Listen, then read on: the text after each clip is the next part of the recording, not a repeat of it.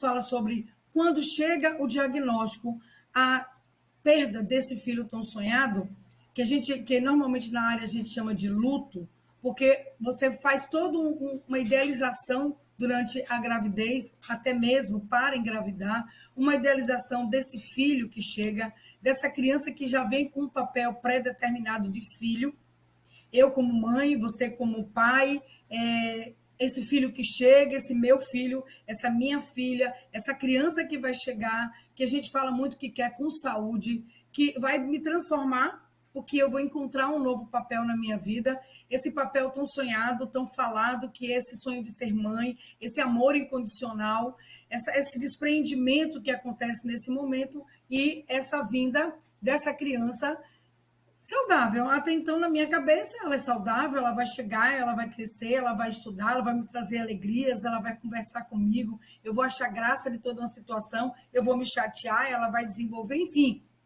Tudo isso que a gente ouve em filmes, em vídeos, em televisão, e etc, etc, etc. E aí?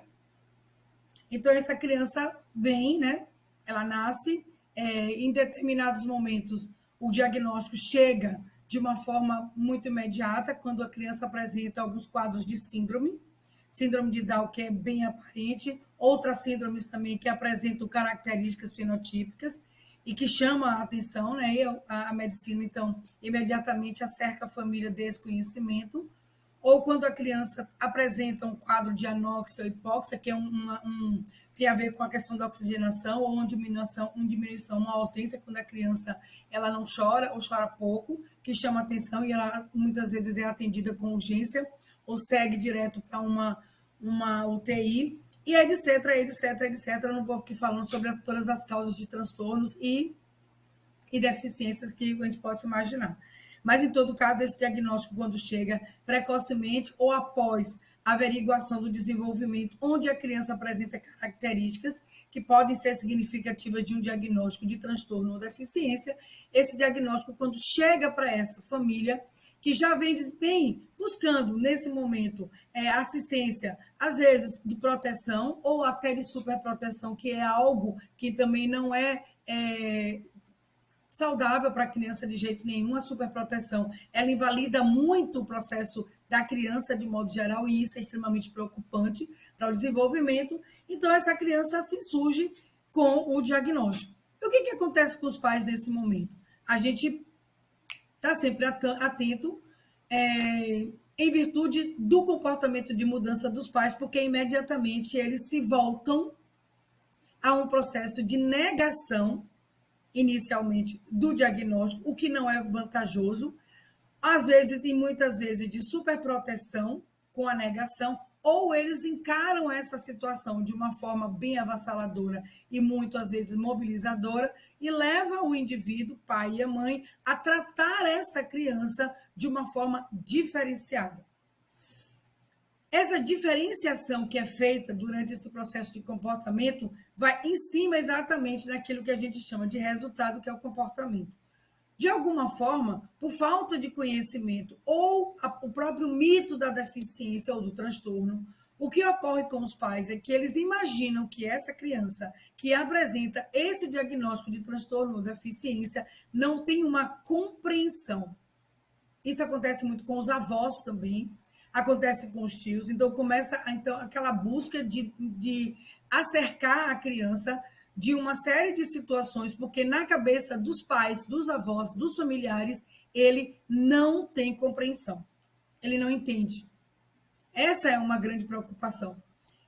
Na verdade, ao contrário que teria que ser a ação maternal, paternal, ou a mesmo dos avós, e vamos falar de parental de modo geral, que seria dar a essa criança um suporte maior de execução e ações do que de uma criança dita normotípica, porque é uma criança que vai precisar de mais tempo e mais repetições para que o processo venha a acontecer. A compreensão dessa criança, eu falo de uma forma assim, muito taxativa nas palestras sobre isso, é de que um animal ele tem um cérebro. E nós também temos um cérebro. Esse cérebro ele vem com qualquer situação, tenha transtorno ou deficiência, ele vem igual para todo mundo. Ele é todo situado, todo como é que se diz? Marcado em funções, né? Ele é separado em funções. Cada área dessa setorizada, ela traz a função determinada de inteligência, atenção, visual, audição, juízo de valores, etc, etc, etc, como de qualquer um. Ela vai ter uma lesão, se for uma deficiência, ou vai ter um transtorno, que é um mau funcionamento, mas o nível de compreensão alto ou baixo dessa criança não escapole ao entendimento de sim, meu filho, entendi, não, mamãe não gostou, mamãe está zangada. Não escapole a isso. Vou voltar ao animal. O animal ele tem um cérebro, ele é considerado irracional, nós somos considerados racionais. E mesmo com a irracionalidade do animal, ele também consegue compreender não, sim. Normalmente a gente já não precisa efetivamente dizer sim ao animal, porque a própria atitude hoje em dia do tutor, né, que é mais chamado dos animais, não é mais dono, o cachorro já se sente, então, dentro desse contexto de compreensão e de que aquilo é possível. E quando ele recebe um não, ou muitas vezes o tutor bate ou ensina de alguma forma, ele consegue ser adestrado. Existe, então, o adestramento e o treinamento do animal. Quando Vygotsky estudou a deficiência, e ele percebeu os quadros diferenciados de transtorno e deficiência, ele traz na sua classificação, inclusive, o treinamento.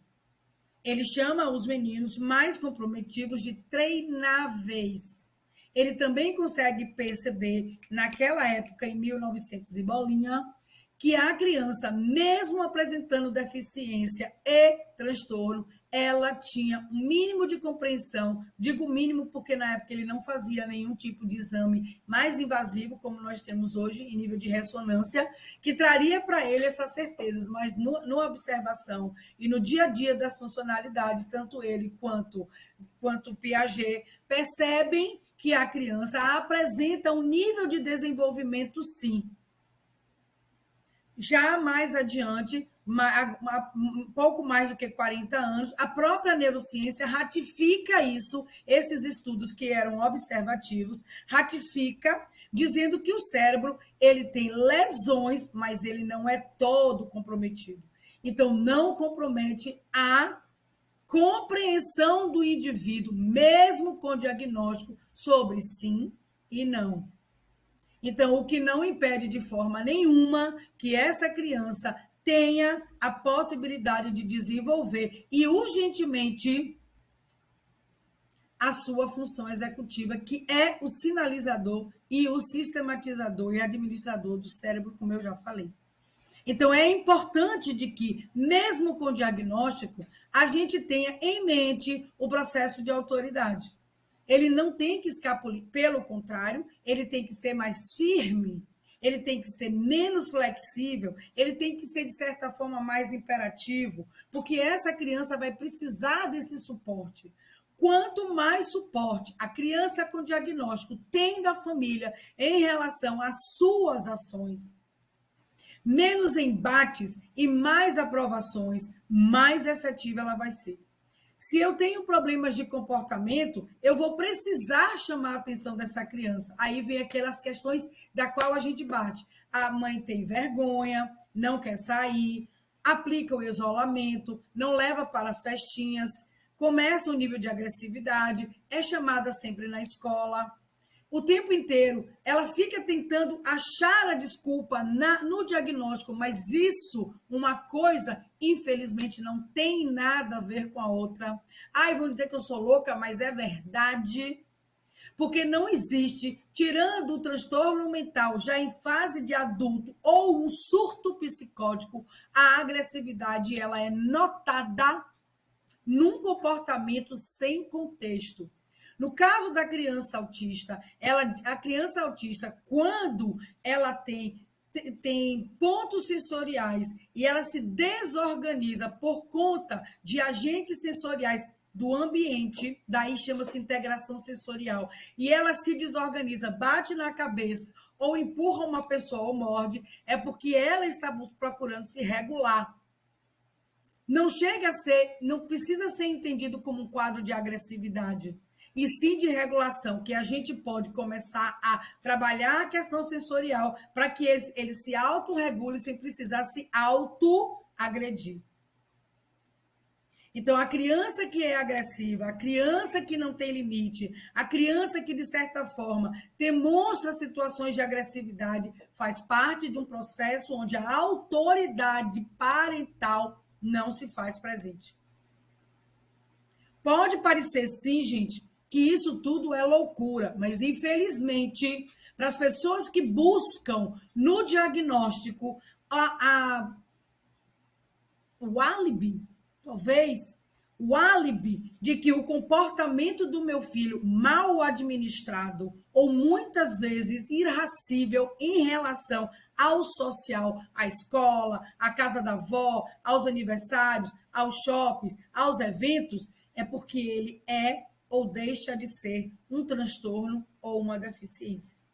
Mas, infelizmente, eu digo a vocês que não é bem assim que funciona, porque eu vivo isso há muito tempo e a gente vai apresentar isso no canal ao longo dessa semana, de que meninos que apresentam um descontrole com diagnóstico pode ser trabalhado de forma com autoridade para construir comportamentos saudáveis.